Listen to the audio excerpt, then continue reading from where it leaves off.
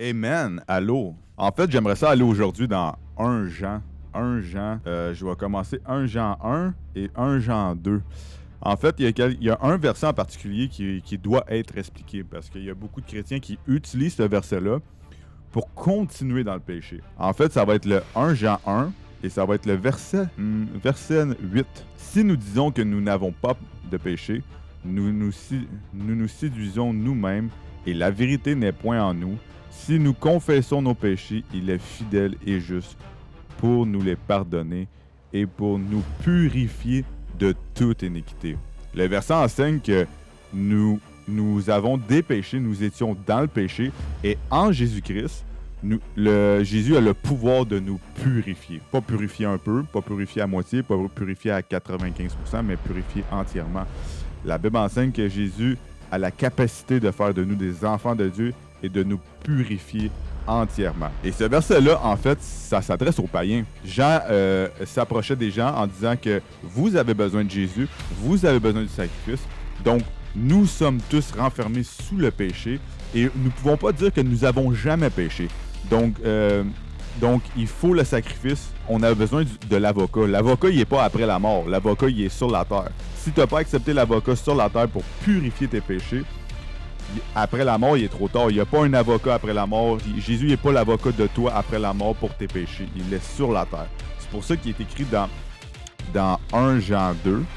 C'est écrit « Mes petits enfants, je vous écris ces choses afin que vous ne péchiez point. » Si vous avez péché, nous avons l'avocat auprès du Père qui est Jésus-Christ le juste. En fait, Jean enseignait aux gens, justement, il enseignait aux gens de les emmener à Jésus-Christ, de les emmener, parce que pour arriver au Père, il faut avoir le Fils. Sans le Fils, il est impossible d'atteindre le Père. On ne peut pas arriver au Père sans le Fils. Fait qu'il faut vraiment accepter le sacrifice. Pour accepter le sacrifice, pour avoir une conscience de pourquoi on doit accepter le sacrifice, on doit avoir la conscience que nous étions tous dans le péché. Ce verset-là, il est très important de savoir que c'est les païens, c'est un verset qui s'adressait aux païens et non aux chrétiens. Donc voilà. Et c'est pour ça qu'il faut comprendre entièrement la Bible. Et si on retourne à verset 5 dans chapitre 1, la nouvelle que nous vous avons apprise de lui et que nous vous annonçons, c'est que Dieu est lumière et qu'il n'y a point en lui de ténèbres. Si nous disons que nous sommes en communion avec lui et que nous marchions dans les ténèbres, nous mentons et nous ne pratiquons pas la vérité. Donc, c'est soit un ou l'autre. C'est soit que tu es pécheur ou soit que tu es saint. Tu peux pas être saint en étant pécheur. Donc, c'est très important Il y en a qui n'ont jamais expérimenté la sainteté parce qu'ils n'ont jamais reçu l'Esprit Saint.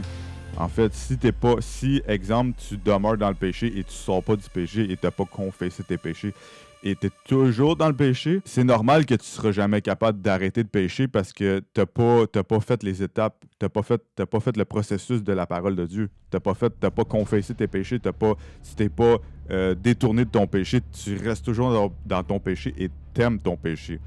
Donc, tu ne pourras jamais avoir l'Esprit de Dieu, tu ne pourras jamais avoir la puissance en toi de combattre le péché. Donc, c'est pour ça qu'il y a beaucoup de chrétiens qui n'ont pas encore reçu la sainteté, qui sont pas capables d'arrêter de pécher, puis ils comprennent pas pourquoi, parce qu'ils n'ont pas mis la parole en pratique. Ils sont pas détournés du péché, ils n'ont pas confessé, ils sont pas repentis, ils sont pas nés de nouveau. Donc, c'est pour ça qu'ils sont toujours en train de se battre contre le péché, parce que ils se sont pas repentis, ils sont pas nés de nouveau. Donc, ils n'ont pas la puissance en eux, ils n'ont pas les armes de Dieu, l'épée, le bouclier, les souliers, la ceinture. Et si je continue, mais si nous marchons dans la lumière comme il est lui-même dans la lumière, si on marche dans la lumière, dans Jean 2, Jean 8, ça dit, Jésus a dit, je suis la lumière du monde et celui qui me suit ne marchera pas dans les ténèbres. Donc, si tu veux suivre Jésus, il faut que tu arrêtes de pécher, il faut que tu te détournes des ténèbres. Les ténèbres, c'est le péché. Les ténèbres, c'est le mal.